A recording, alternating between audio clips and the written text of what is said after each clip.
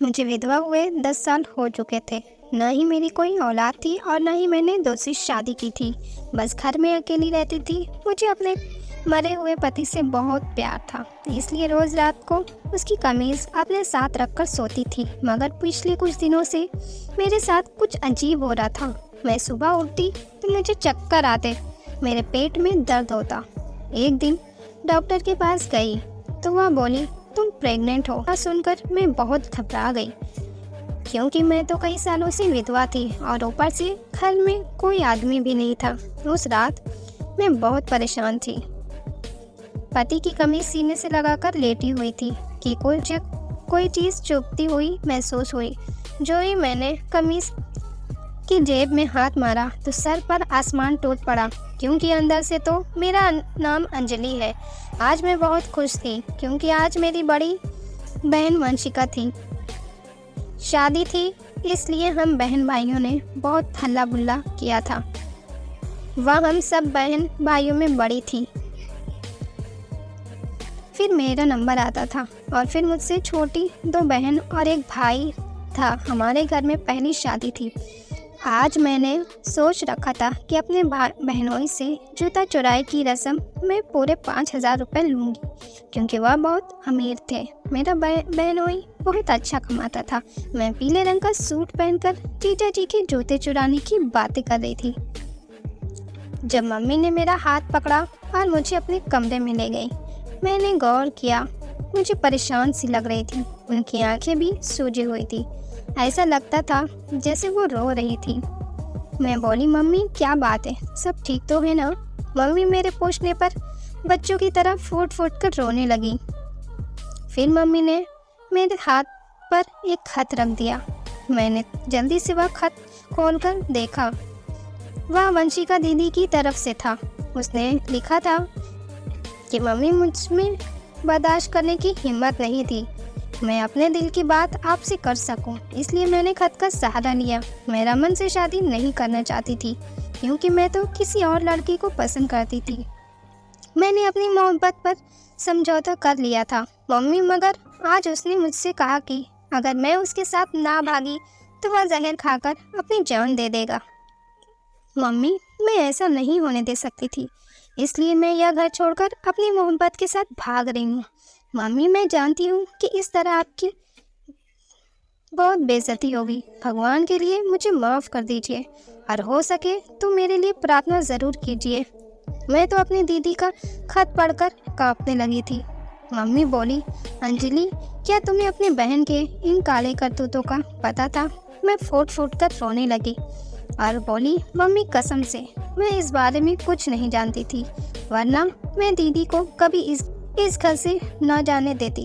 Mummy कहने लगी, अब हमारे पास और कोई रास्ता नहीं है। अब देखना, तुम्हारे पापा की इज्जत नीलाम हो जाएगी। बेटी बताओ, इस हाल में हम क्या करें? मैं बोली, मम्मी नहीं जानती हमें क्या करना चाहिए, लेकिन आप जो कहेंगी मैं आपकी आज्ञा का पालन करूंगी। मम्मी ने मेरे सर पर हाथ रखा और बोली, बेटी अपने बाप की इज्जत बचा ले। अपनी कमबख्त बहन की जगह तुम दुल्हन बन जाओ। मैं हक्का बक्का रह गई थी। मुझे मम्मी से इस बात की उम्मीद बिल्कुल भी नहीं थी। मैं बोली, मम्मी ऐसा कैसे हो सकता है? अगर मैंने आपकी बात मान भी ली और यह शादी कर भी ली, तो खुद सोचो, जब मेरे ससुराल वालों को इस बात का पता चलेगा, वह मेरे साथ क्या सलूक करेंगे। वह तो मेरा जीना हराम कर देंगे। मम्मी कहने हो, मगर तुम्हें इस बात के बारे में मालूम नहीं है क्या तुम्हारे पापा दिल के मरीज है। वह यह सदमा बर्दाश्त नहीं कर पाएंगे। आगे तुम्हारी मर्जी है, अपने बाप को अर्थी पर लटाना चाहती हो या फिर दुल्हन का जोड़ा पहनकर मंडप में बैठना चाहती हो। मैंने दुल्हन के जोड़े की तरफ देखा तो आंखों में से आंसू बहने लगे। फिर मुझे अपने बाप के खातिर अपनी खुशियों की कुर्बानी देना ही पड़ा था। इतना धोखा तो ससुराल वालों को देना ही था, क्योंकि मैं मजबूर थी। आखिर मैं क्या करती? मैंने अपने ससुराल में घूंघट नहीं हटाया। मैं घूंघट के अंदर छुपी सारी रस्मों में रोती रही थी। मैं तो यह सोच भी नहीं पा रही थी कि जब मेरा दूल्हा घूंघट उठाएगा, वह मेरे साथ कैसा सलूक करेगा। कहीं जल्लाद की तरह मेरे ऊपर हाथ ना उठा दे। वह अपने घर वालों को मेरे कमरे में बुला लेगा और फिर यह सब मुझ पर बड़ी तेज़ी से टूट पड़ेंगे, यही सोचकर मैं रोती रही थी। खैर, मेरे पापा ने मेरे सर पर हाथ रखकर मुझे विदा कर दिया था। वह नहीं जानते थे कि मैं वंशिका नहीं बल्कि अंजलि हूँ। कुछ ही देर बाद मैं विदा होकर रमन के घर आ चुकी थी। मेरी सास मुझे मेहमानों में बिठाकर कुछ रस्में पूरा करना चाहती थी। मैंने सर दर्द का बहाना कर लिया और रमन से कहा कि मैं कमरे में जाना चाहती हूँ। रमन ने अपनी माँ से कहा दिया कि आप बाकी की रस्म सुबह कर लीजिएगा। उन्हें कोई एतराज़ नहीं हुआ था। मुझे मेरे कमरे में लाकर बिठा दिया था। थोड़ी देर बाद रमन भी कमरे में आ गए थे। उन्होंने जल्दी से मेरा घूंघट पलट दिया था। वह मुझे देखकर एक पल के लिए बिल्कुल दंग रह गए थे। वह तो कुछ बोलने की भी पोजीशन में नहीं थे। फिर उन्होंने बड़ी देर बाद जो शब्द कहा था वह मेरे दिल को सुन करने के लिए काफ़ी था। वह बोले, तुम वंशिका की छोटी बहन अंजलि हो? मैंने हाँ में सिर हिला दिया था। वह बोले, तुम यहाँ क्या कर रही हो और इस तरह रो क्यों रही हो? कुछ तो बताओ मुझसे, रोते हुए बोली। रमन, वंशिका दीदी आज घर से भाग गई है।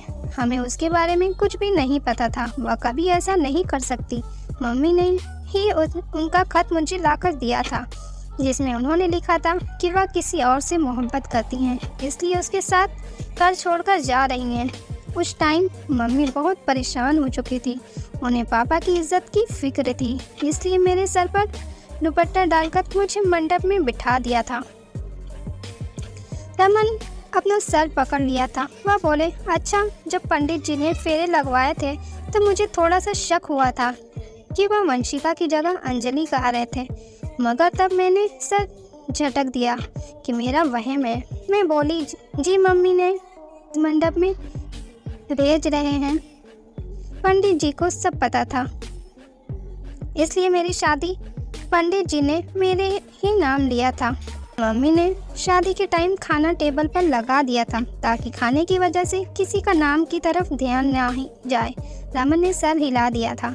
फिर बोले, तुम इस तरह घबराई हुई क्यों हो? तुम्हें यह रिश्ता मंजूर नहीं था क्या?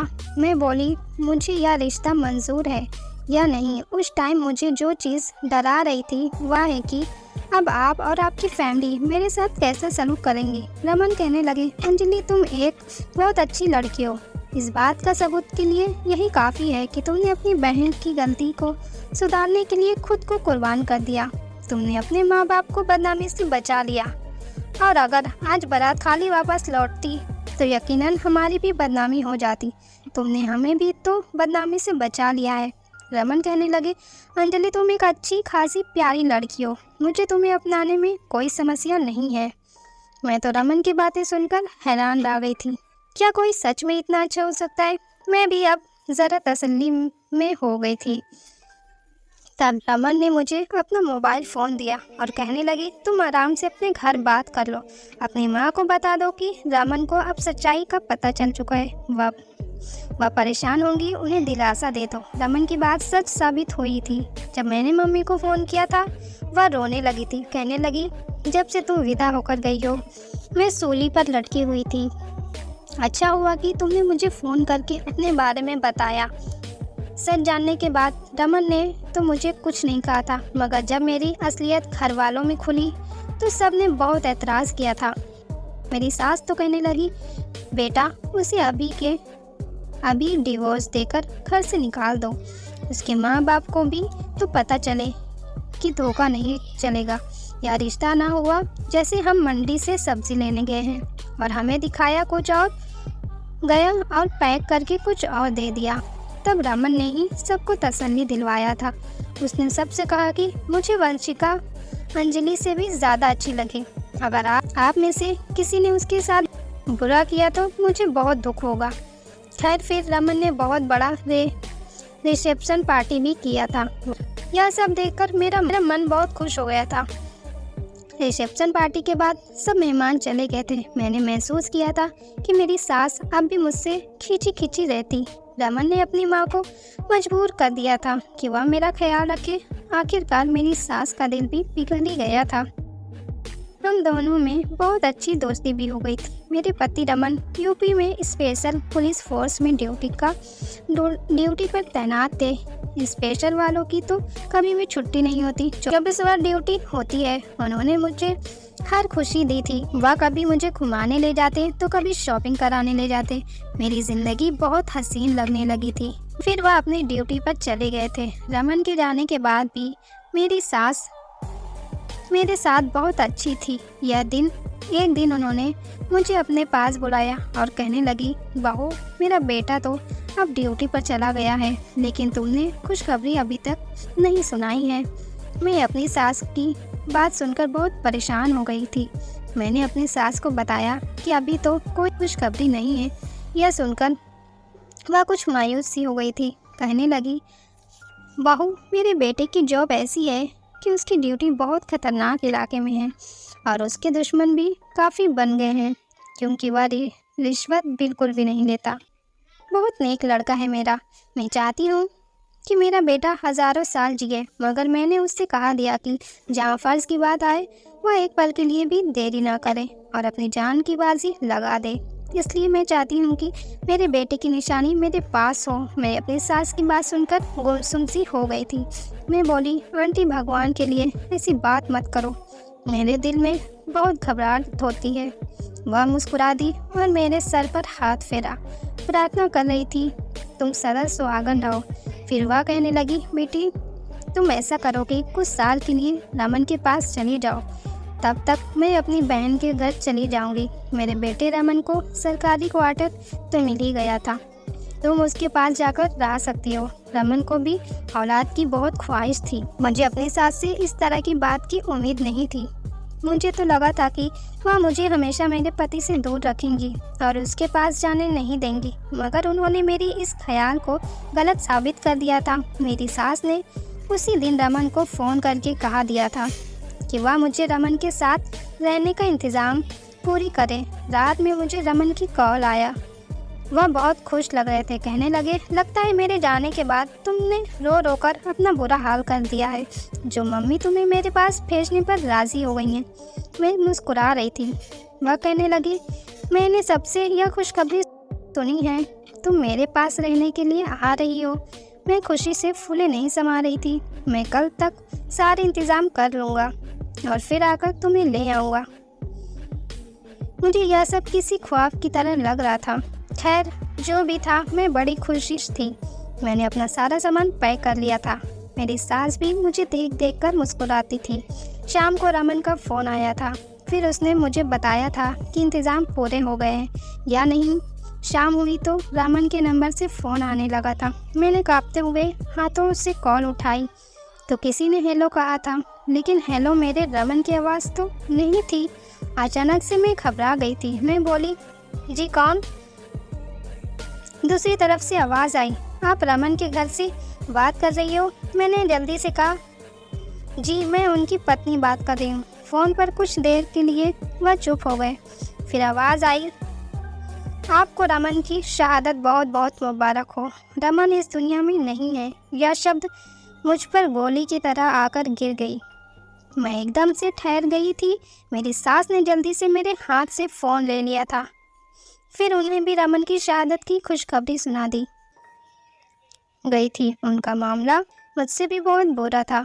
वह गम से बुरा हाल था, बल्कि बड़े फ़क्र से कहने लगी, शहीद की माँ होने पर फ़क्र है। काश मेरे 10 बेटे होते।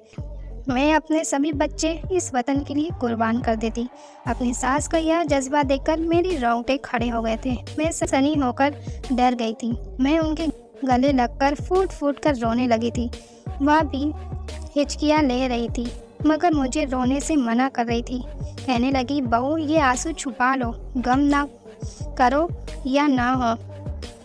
कोई औरत तुम्हारे आंसू देखकर घबरा जाए और अपने पति को नेक काम के खातिर जान देने से रोक ले।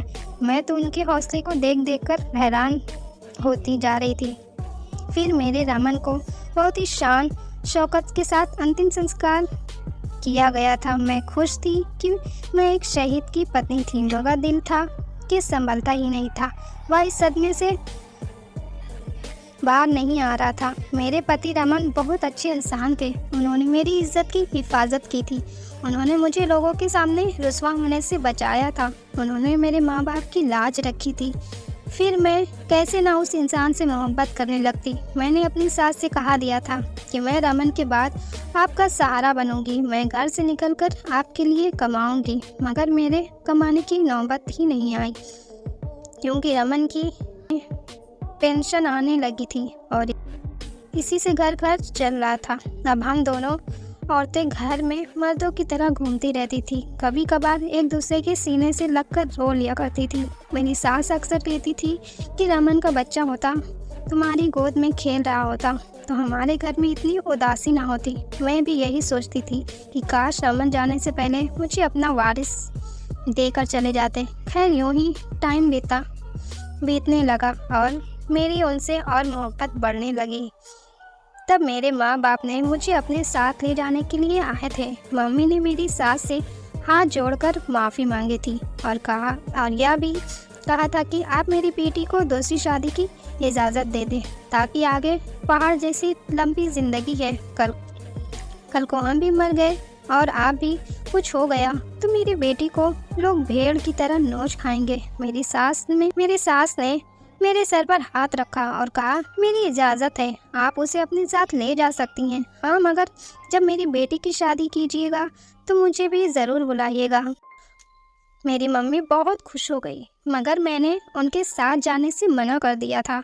मैं बोली, मम्मी, रमन ने जाने से पहले मुझसे वादा किया था और मुझसे कहा कर गए थे कि तुम मेरी माँ का बहुत ख्याल रखना। मम्मी अपने मरे हुए पति का हुक्म नहीं टाल सकती। मैं अपनी सास को छोड़कर कहीं भी नहीं जाऊंगी। फिर मम्मी और पापा एड़ी चोटी का जोर लगा लिया था, मगर मैं उनके साथ नहीं गई थी। मेरे पास ज़िंदगी बिताने के लिए रमन की बहुत सी यादें थी। अब मैं हर रात रमन की तस्वीरें और उसके कपड़ों को गले से लगाकर सोती और उससे ढेर सारी बातें किया करती थी। यूँ ही मेरी ज़िंदगी के 10 साल बीत चुके थे। मेरी सास बहुत ज़्यादा बूढ़ी हो चुकी थी। मैं उनका बहुत ख्याल रखा करती थी, मगर अब कुछ दिनों में मेरी खुद ही तबीयत भी ठीक नहीं रहती थी। मेरी सास भी मुझे कहने लगी थी कि अंजलि, तुम अपना बिल्कुल भी ख्याल नहीं रखती हो, देखो तो कितनी कमज़ोर हो गई हो। मैं उनकी बात पर हंसकर टाल दिया करती थी। एक दिन मेरी सास कहने लगी, अंजलि, अब मैं बहुत ज़्यादा बूढ़ी हो चुकी हूँ, मेरी ज़िंदगी का कोई भरोसा नहीं है। तुम मेरी बच्ची शादी कर लो। कहीं ऐसा ना हो कि जब मरकर रमन की आत्मा के पास जाऊं तो वह मुझे देखकर मुंह फेर ले और मुझसे यह सवाल करे, आप मेरी धर्मपत्नी को किसके पास छोड़कर आई हो। मैंने अपनी सास को कहा कि आपको आपके मरे हुए बेटी की कसम है, आपने आज के बाद मेरी शादी का नाम नहीं लेना। मेरी सास अपना सर पकड़ कर बैठ गई थी। अब मेरी तबीयत हर टाइम ख़राब रहने लगी थी। जी घबराया करता था, हर टाइम जी में मतली सा रहता था, मगर मैं अपनी इस बीमारी को नज़रअंदाज करती थी। लेकिन यह सब कुछ मेरी सास की निगाहों से बच नहीं सकता था। वो कहने लगी, मेरी बेटी हो तो बहुत कमज़ोर होती जा रही हो। वो कहने लगी, मेरी बेटी, तुम बहुत कमज़ोर होती जा रही हो, मैं तुम्हारी वजह से बहुत फिक्रमंद हूँ, तुम चलो मेरे साथ, मैं तुम्हें डॉक्टर के पास ले चलूँ। मैंने मना कर दिया था, मगर आज तो मेरी सास बच्चों की तरह जिद करने लगी थी। वह कहने लगी, मैं तुम्हें हर हाल में अपने साथ लेकर जाऊंगी। और यूँ वह मुझे डॉक्टर के पास लेकर गई थी। डॉक्टर ने मेरे कुछ टेस्ट किए और मेरा चेकअप करने के बाद बोली, बहुत बहुत मुबारक हो, आप तो प्रेग्नेंट है। यह बात सुनकर मेरी सास दोनों हक्का बक्का रह गई थी। हमने एक दूसरे की तरफ देखा था। डॉक्टर दवाइयों के बारे में बताती रही और सावधानी का कहती रही, मगर मेरे पल्ले उसकी कोई बात नहीं पड़ी थी। मेरा दिमाग तो इसी बात पर उलझ गया था कि यह कैसे मुमकिन हो सकता है। खैर, हम दोनों सास बहू घर आ चुकी थी। सारा रास्ता हम दोनों चुप रही थी। घर आकर मेरी सास ने मेरे सर पर हाथ रखा और बोली, बेटी, मुझे तुमसे कोई गिला नहीं है, तुम उस बच्चे के बाप को फ़ोन करके बुला लो और मैं तुम दोनों की शादी करवा दूंगी। अगर तुम्हें इस बात का डर है कि मैं अकेली रह जाऊंगी तो तुम मेरी फिक्र ना करना। मेरे पास भगवान का दिया हुआ सब कुछ है, फिक्र करने की क्या बात है। मैं अपनी सास के गले लगकर फूट फूट कर रोने लगी थी। मैं बोली, आंटी, रमन मेरी ज़िंदगी में आने वाला पहला और आखिरी आदमी था। उसके बाद मैंने कभी किसी आदमी से अपना रिश्ते के लिए नहीं सोचा। शायद डॉक्टरनी झूठ बोल रही हो। मेरी सास मुस्कुराने लगी थी। वह बोली, बेटी घबराने की ज़रूरत नहीं है, तुम अभी भी जवान लड़की हो। मैं जानती हूँ तुम्हें ज़िंदगी बसर करने के लिए किसी सहारे की ज़रूरत है। अच्छा हुआ कि तुमने खुद ही ढूंढ लिया। बेटी, मैं तुम्हें गलत तो नहीं कह रही हूँ, फिर तुम क्यों घबरा रही हो। मैं कुछ कहे बिना कमरे में गई और रामायण उठाकर ले आई। मैं बोली, इस किताब पर हाथ रख कर कहती हूँ कि मेरी ज़िंदगी में रमन के अलावा और कोई आदमी नहीं आया। अब मेरी सास भी परेशान हो चुकी थी। वह कहने लगी, यह तो बहुत फिक्र की बात है ना, जाने हमारे घर पर कौन घात लगा कर बैठा है। अब मैं और मेरी सास दोनों ही बहुत परेशान हो चुके थे। मेरी सास कहने लगी, बेटी, हमें मुजरिमों को ज़रूर ढूंढना है। आज से ना तुम सोना ना ही मैं सोऊंगी, फिर देखते हैं कि यह सब किसका किया धरा है। खैर, रात हुई तो मैं प्लान के मुताबिक अपने पति की तस्वीर और कपड़े अपने सीने पर रखकर सोने का नाटक करने लगी थी। करीब रात 12 बजे मुझे ऐसा महसूस हुआ जैसे कोई आदमी मेरे कमरे में आया है। मैंने जल्दी से दोनों आंखें खोल दी और उठकर बैठ गई। तब मुझे एक रुमाल नज़र आया। मेरे कमरे की खिड़की से अंदर आने वाला आदमी मेरी नाक पर रखकर मुझे बेहोश करने वाला था, मगर मैं उठकर बैठ चुकी थी। सामने नज़र पड़ी तो मैं बिल्कुल दंग रह गई थी। ज़मीन आसमान की गर्दिश रुक गई थी। वह कोई और नहीं बल्कि मेरा अपना पति और मेरे सामने खड़ा था। तभी मेरे कमरे का दरवाज़ा खुला, फिर से खुला और मेरी सास भी कमरे में आ गई थी। वह भी अपने बेटे को देखकर बिल्कुल दंग रह गई थी। वह भागकर आई और रमन के गले लग गई थी। वह कहने लगी, बेटा, तुम कहाँ चले गए थे, जबकि मैं तो कुछ बोल ही नहीं पा रही थी। फिर रमन कहने लगे, मम्मी, आप तो जानती हैं ना, मैं एक जासूस हूँ। मैं देश के खातिर दुश्मनों की जासूसी करता था। जब उन दिनों मेरी शादी हुई थी, मेरे बड़े हाकिम को पता चला था कि हमारे देश में दुश्मन घुस आए हैं, जो हमारे राज्यों को हासिल करके देश में फितना फसाना फैलाना चाहते थे। मैं एक माहिर जासूस था, इसलिए मुझे वापस ड्यूटी पर बुलवा लिया गया था। सब कुछ ठीक चल रहा था, मगर फिर आपने यह फैसला किया कि अंजलि को मेरे पास भेजना है, इसलिए मुझे अपनी मौत का झूठा नाटक करना पड़ा। मम्मी, मेरे साथ जो लड़का उस मिशन में शामिल था वह शहीद हो गया था। उसके आगे पीछे कोई नहीं था, उसका पूरा चेहरा भी झुलस गया था। इसलिए मैंने यह कहला दिया था कि वह मेरी लाश है, क्योंकि उस मिशन पर मेरे बचने की बिल्कुल भी उम्मीद नहीं थी। और यह भी हो सकता था कि मेरी लाश भी आपको ना देखने को मिलती।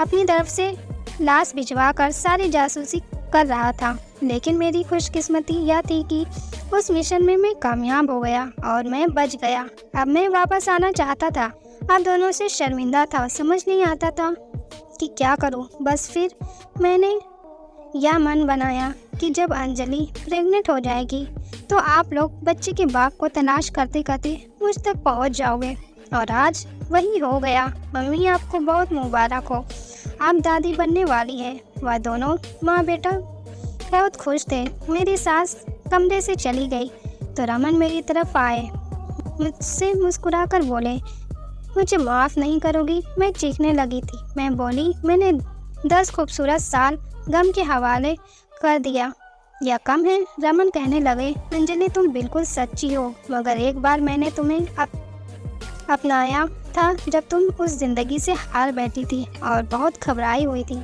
आज मैं घबराया हूँ तो तुम मुझे अपना लो। रमन की इस बात के बाद मैं कुछ भी कहने की काबिल नहीं रही थी। मैंने उन्हें माफ़ कर दिया था। मैं आज एक खूबसूरत बेटी की माँ बन चुकी थी।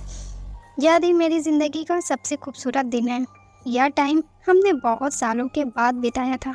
मैं भगवान की कृपा करती हूँ कि उसने मेरा पति मुझे वापस लौटा दिया था और उसकी उसकी गैर मौजूदगी में मेरे कदमों को बहकने से रोक लिया था, या शायद आज मेरी किस्मत में यह खुशियाँ ना होती। तो कैसी लगी दोस्तों यह वीडियो अच्छी लगी हो तो वीडियो को लाइक कीजिए